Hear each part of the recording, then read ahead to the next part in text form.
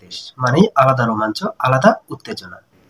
Asian cup বাছাই পর্ব football, যেখানে এই রোমাঞ্চের কমতি দেখা যায়নি।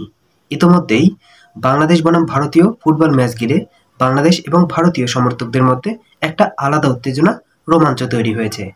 তবে আমি সেদিকে যাচ্ছি না। আমার মূল কথা হচ্ছে ইতোমধ্যেই ভারতীয় ফুটবল দল বাংলাদেশে পৌঁছে গেছে।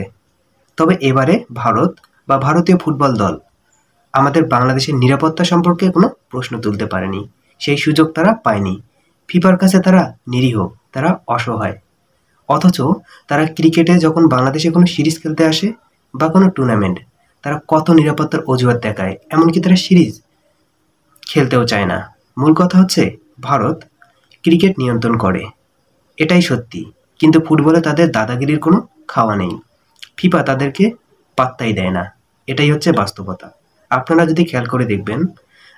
একটা জিনিস খেয়াল করে দেখবেন, লাস্ট কয়েক সপ্তাহ বা কয়েক মাস ধরে ফিফা বাংলাদেশের কোনো না কোনো ফুটবলারকে বা বাংলাদেশ সম্পর্কে, বাংলাদেশের ক্রিকেটার সম্পর্কেও তাদের অফিসিয়াল ফেসবুক পেজে পোস্ট করে, অথচ ভারতীয়দের সেখানে দেখাই যায় না।